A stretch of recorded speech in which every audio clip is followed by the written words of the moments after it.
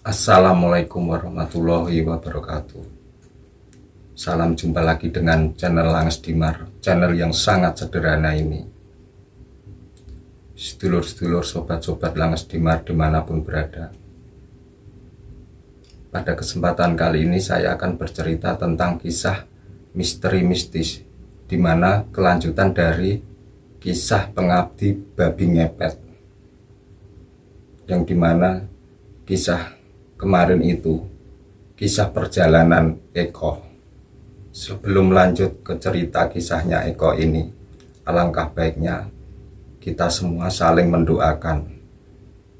Mudah-mudahan sobat-sobat semuanya diberikan kesehatan dan kelancaran rezeki yang melimpah serta barokah dari Allah Subhanahu wa Ta'ala. Amin.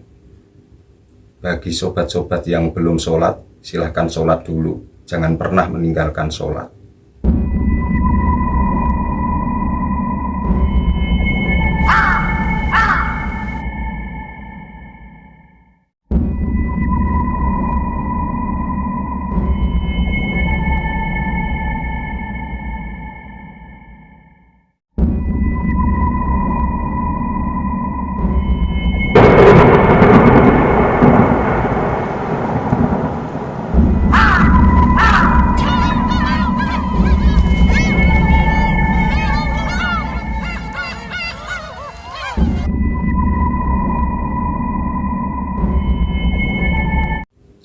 Bismillahirrahmanirrahim. Pada kisah yang lalu, Eko itu ketemu dengan istrinya almarhum Kasan. Ini sudah 5 tahun lebih semenjak Kasan meninggal. Pada waktu itu istrinya almarhum Kasan ini, sebut saja namanya Wati.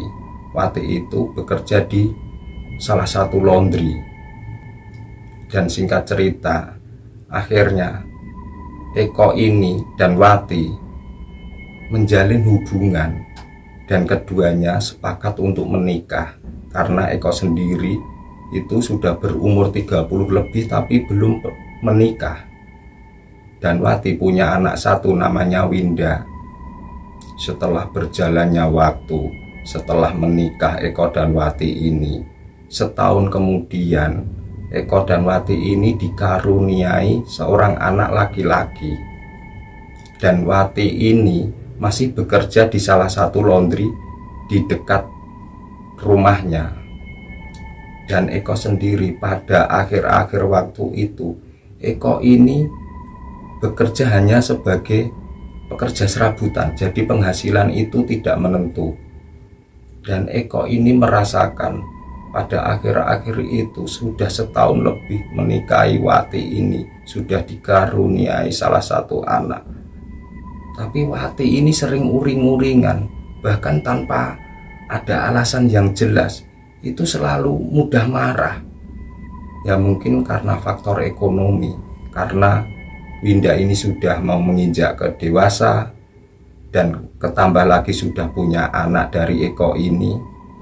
Singkat cerita, pada waktu itu kebetulan itu, entah Wati ini sadar atau tidak, waktu itu sore hari sekitar setelah maghrib, Wati ini teringat akan almarhum suaminya, di mana almarhum suaminya itu Kasan.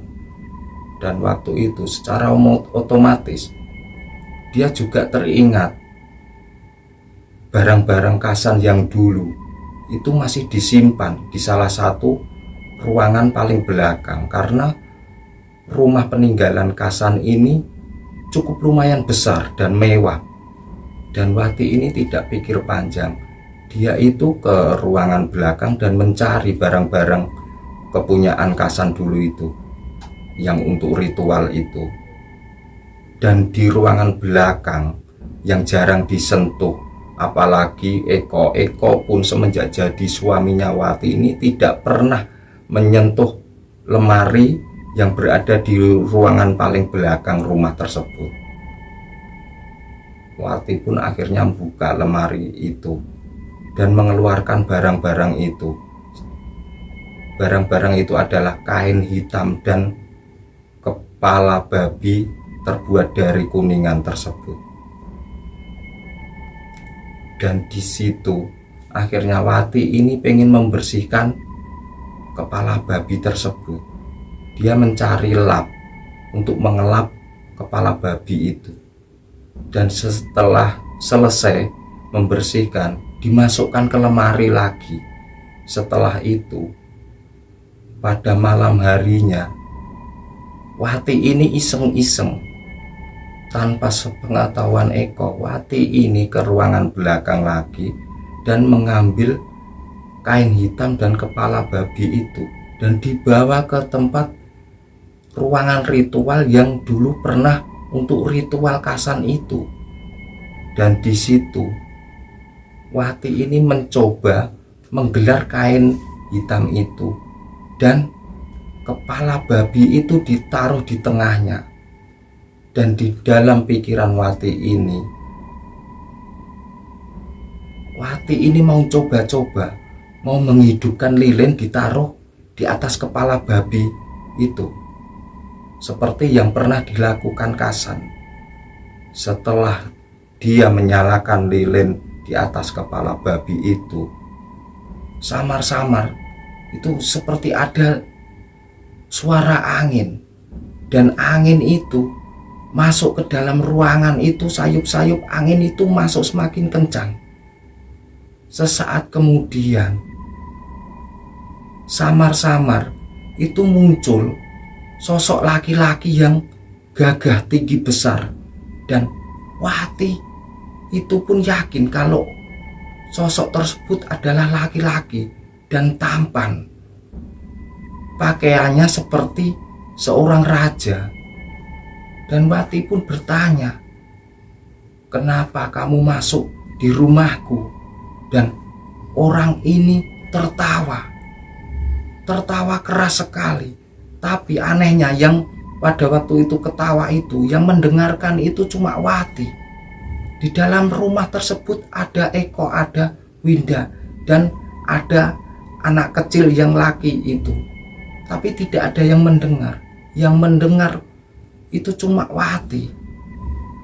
Dan sosok laki-laki itu bilang kalau dirinya itu adalah pangeran babi. Dan di benaknya Wati, di hatinya Wati, ternyata pangeran babi itu tampan sekali, tidak seperti yang diceritakan almarhum Kasan waktu itu. Dan Wati pun berkata, "Sekiranya apakah bisa Anda itu membantu kehidupan saya?" Dan pangeran babi ini tertawa lagi. Dan pangeran babi ini menjawab, dia akan membuat Wati ini kaya raya, asalkan dengan syarat yang diajukan Wati mau menerimanya. Dan pangeran babi tersebut bilang, "Kalau ingin kaya, kamu harus mengabdi kepadaku." Dan Wati pun bingung, mengabdi dengan cara bagaimana. Pangeran babi tersebut menjelaskan, setiap malam Selasa Kliwon, Wati ini harus berada di ruangan ini dan membuat ritual seperti ini. Sewaktu nanti Wati ini menyalakan lilin, secara otomatis pangeran babi ini akan muncul di dalam ruangan tersebut. Begitu juga kalau lilin itu dimatikan, pangeran babi ini secara perlahan akan menghilang dan pergi. Entah apa yang di dalam benaknya Wati. Wati ini menyanggupinya. Dan pangeran babi ini berkata lagi, setiap malam Selasa Kliwon itu Wati itu harus melayani sekitar jam 1 dini hari sampai menjelang subuh. Dan Wati pun menghiyakan karena sudah jenuh dengan perekonomiannya. akhir-akhir itu memang Wati ini ekonominya hancur. Dan sesaat kemudian Wati ini meniup lilin yang dinyalakan tadi. Perlahan-lahan pangeran babi itu yang sangat tampan itu perlahan-lahan menghilang, entah kemana perginya. Dan Wati pun keluar ruangan dan ruangan itu dikunci. Dan tidak boleh seorang pun untuk memasuki ruangan itu. Bahkan Eko sekalipun. Semakin kesini, Wati ini semakin tamak dengan harta kekayaan. Berbeda dengan Wati yang dulu. Setelah beberapa hari kemudian, Eko ini bertanya kepada istrinya, "Kenapa akhir-akhir ini kamu tidak bekerja di laundry lagi?" Dan Wati pun menjawab kalau dia capek bekerja di laundry itu, seharian bekerja di laundry itu tidak ada istirahatnya. Tapi Eko ini cuma diam saja karena Eko ini tipenya mengalah, tidak mau cekcok dengan istrinya. Dan hampir setiap setelah sholat maghrib, Eko ini selalu mengaji, walaupun hanya sebentar, tapi pasti diluangkan untuk mengaji. Tapi Wati itu sepertinya tidak suka kalau Eko itu mengaji. Dengan cara apapun supaya Eko itu tidak mengaji, entah itu disuruh megang anaknya yang masih kecil itu, atau dimintain tolong apa supaya tidak mengaji. Sebulan berikutnya, pada malam Selasa Kliwon, Wati ini bicara sama Eko bahwa dia akan pergi ke ruangan yang tempat ritual Kasan dahulu. Tapi Eko jangan coba-coba untuk membukanya lagi. Dan Eko bertanya, "Kenapa tidak boleh ke situ, ke ruangan itu aku?" Dan Wati semakin marah kalau Eko itu bertanya sesuatu yang sekiranya Wati ini nggak suka. Wati ini akan mengancam. Wati ini mengancam akan minta cerai sama Eko ini. Dan Eko ini semakin bingung, kenapa semakin hari semakin kesini Wati ini sifatnya sudah berubah drastis. Dan pada malam harinya Wati itu memasuki ruangan ritual. Dan di situ Wati ini menanggalkan seluruh pakaiannya, melepas pakaiannya. Sesaat kemudian dia menyalakan lilin di atas kepala babi. Perlahan-lahan suasana itu jadi hening. Begitu hening, tiba-tiba ada angin berdesis, seperti ada angin masuk ke kamar. Dan tiba-tiba itu pangeran babi itu muncul, dan Wati ini seperti bahagia sewaktu kedatangan pangeran babi ini. Dan di waktu pangeran babi ini mencumbui Wati dan ingin melakukan hubungan badan,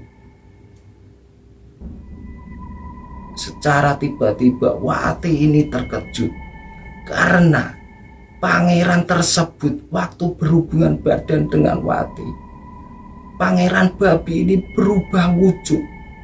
Badannya besar, gemuk, agak pendek, dan berkepala babi. Dan mengejutkan lagi, lebih menakutkan lagi, babi tersebut mempunyai taring di mulutnya yang besar. Tapi Wati ini tidak kuasa untuk berteriak seperti mulutnya itu terkunci. Dan Wati hanya bisa pasrah sampai menjelang subuh.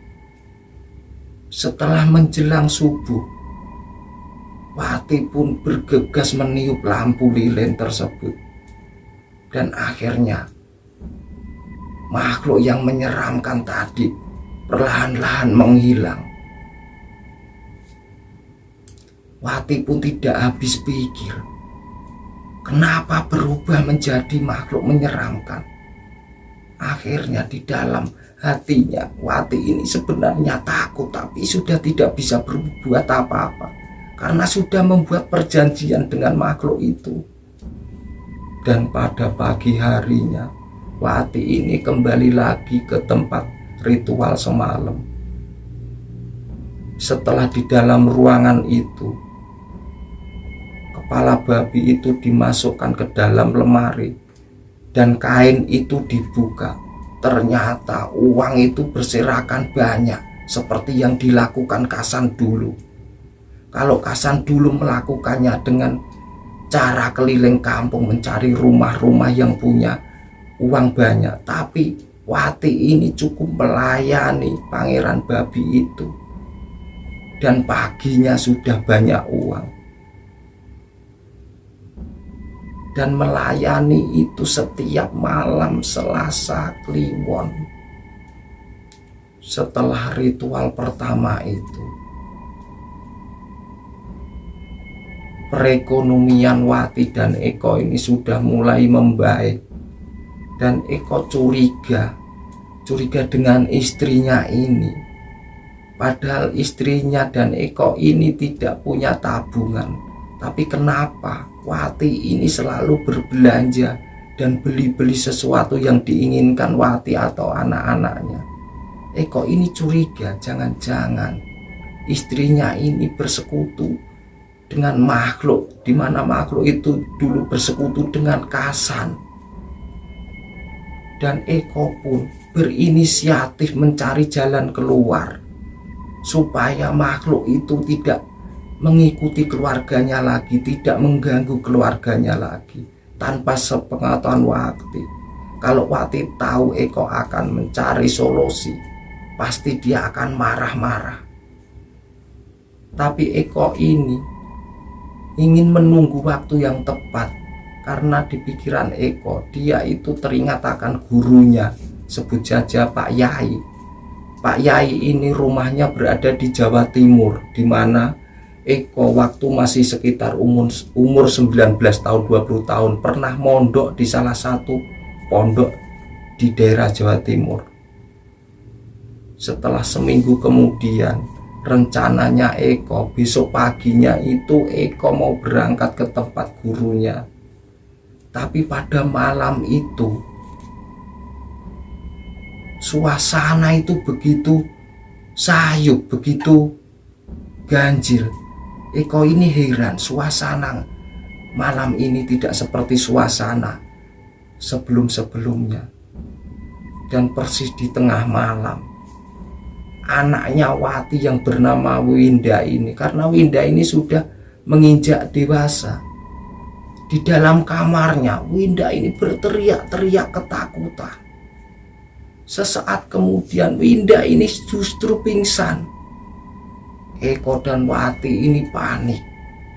Setelah Winda ini siuman dari pingsan, tiba-tiba Winda ini mengeluarkan kotoran.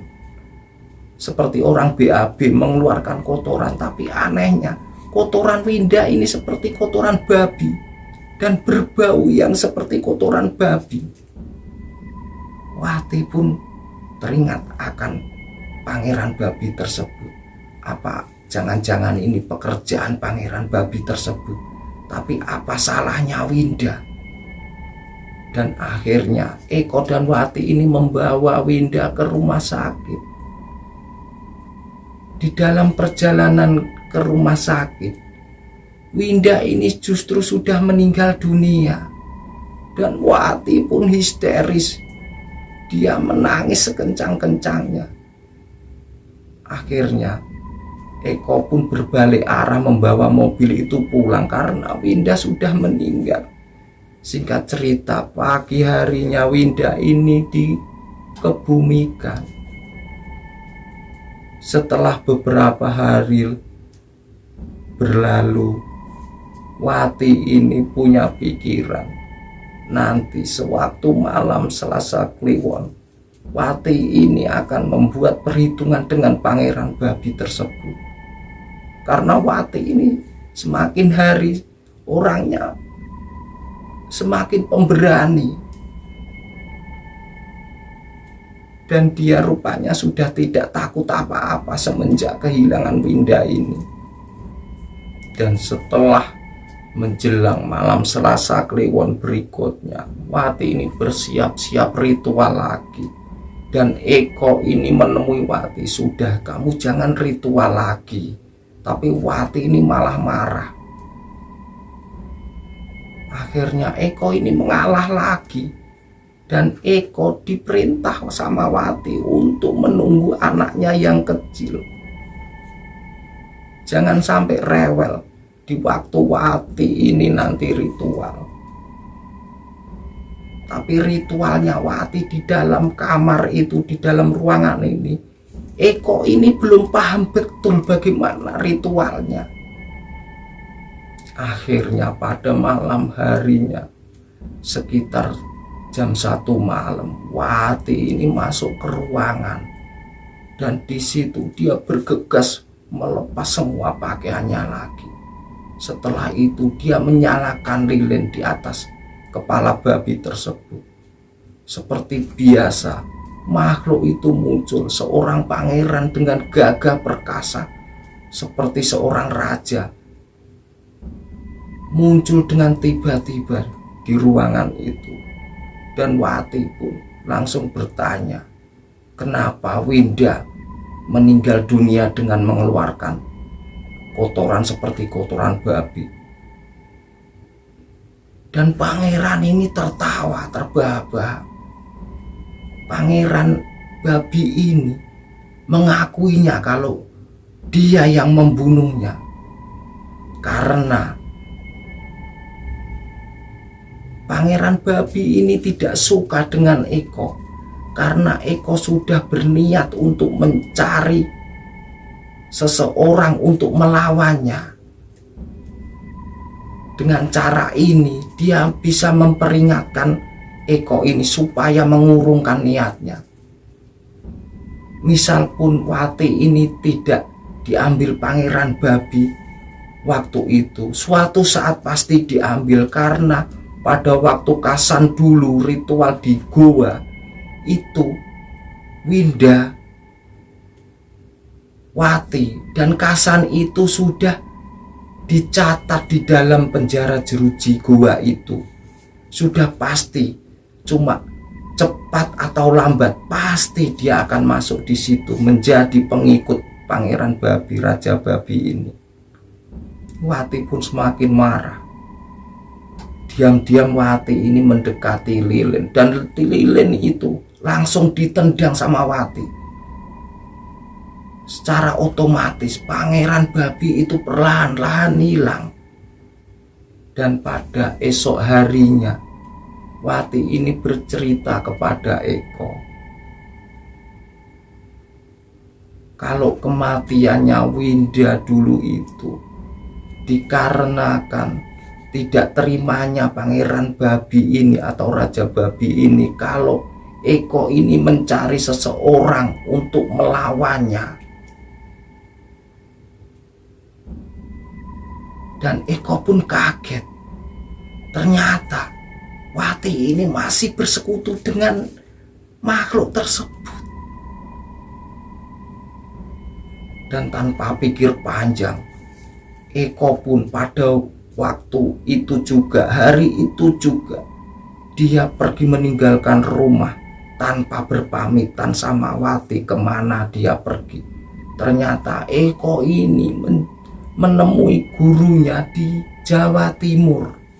Setelah berada di Jawa Timur dan bertemu dengan gurunya, sebut saja Pak Yai, Eko ini menceritakan semuanya. Dan Pak Yai ini menyarankan, dan Pak Yai ini bilang, kalau di dalam rumah kamu itu memang panas sekali, selagi ada kain hitam dan potongan kepala babi yang terbuat dari logam kuningan itu masih di dalam rumahmu, seumur hidup kamu, seluruh keluarga kamu tidak akan tenang hidupnya dan pasti terancam. jalan satu-satunya adalah kalau kamu sampai di rumah, kain hitam dan potongan kepala babi itu harus kamu larung ke laut atau dibuang ke laut. Tapi sebelum kamu lempar ke laut dari rumah, kamu itu harus mempersiapkan kepala babi itu dibungkus dengan kain hitam itu. Setelah itu ditali dengan erat, jangan sampai kepala babi itu terlihat. Kalau sudah dibungkus kok masih terlihat sedikit pun, itu masih ada celah. Siluman babi itu bisa keluar lagi. Singkat cerita, Eko pun sampailah di rumah lagi. Dan dia tidak mandi, tidak makan, tidak apa-apa. Dia langsung mencari barang-barang yang dimaksud itu. Setelah ketemu, langsung dikemas. Kepala babi itu dibungkus dengan kain hitam itu. Setelah dibungkus kain hitam, dia buru-buru pergi lagi tanpa berpamitan sama istrinya. Dan akhirnya kepala babi itu berhasil dibuang ke tengah laut. Dan pada malam hari sekitar jam 11 malam, Eko ini baru nyampe di rumahnya. Dia sudah kecapean. Dan akhirnya dia tertidur sampai pagi. Setelah pagi harinya, Eko ini bangun, istrinya bangun. Istrinya ini di waktu mau membersihkan barang-barang itu lagi, ternyata barang-barang itu sudah tidak ada dan menanyakan kepada Eko.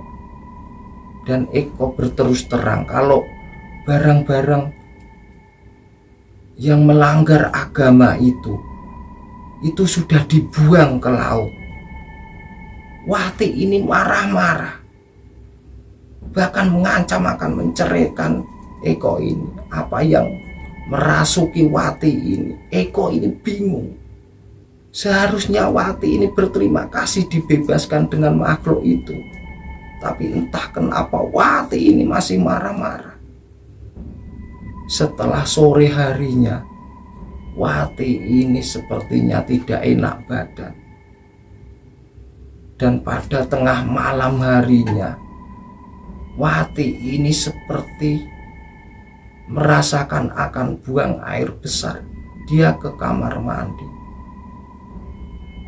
Dan di situ, sewaktu Wati ini BAB, ternyata dia mengeluarkan kotoran seperti kotoran babi. Dan baunya seperti kotoran babi, menyengat sekali. Dan Wati teringat akan kematian Winda. Apakah Wati ini akan sama nasibnya dengan Winda anaknya itu? Tapi menurut keterangan dari Pangeran Babi Tempo itu, waktu itu, bahwa Winda, Wati, dan Kasan itu sudah di dalam perjanjian dengan makhluk Raja Babi itu. Dan di dalam kamar mandi itu, Wati ini memanggil suaminya. Eko ini dipanggil. Setelah Eko sampai di kamar mandi, Eko ini terkejut melihat kondisi Wati ini. Dan Wati ini diajak ke rumah sakit, mau diantar ke rumah sakit, tapi Wati ini tidak mau. Dia ngotot tidak mau karena Wati ini sadar betul, cepat atau lambat pasti Wati ini akan diajak Raja Babi tersebut seperti Winda. Dan Wati ini terus terang berkata kepada Eko, dan Eko ini bingung. Setelah menjelang subuh, benar juga apa yang dikatakan Wati. Wati ini akhirnya meninggal. Dan akhirnya Eko ini hidup bersama anaknya yang masih kecil yang laki itu. Kenapa Eko dan anaknya yang kecil itu tidak diusik dengan pangeran babi atau raja babi tersebut, karena Eko dan anaknya yang kecil itu tidak termasuk dalam perjanjian. Itulah cerita dari Eko. Kisah singkat ini mudah-mudahan semua bisa mengambil pelajaran dari kisah ini, mengambil hikmahnya, mengambil sisi positifnya, jangan dipakai sisi negatifnya. Mohon maaf bila ada salah-salah kata. Wassalamualaikum warahmatullahi wabarakatuh.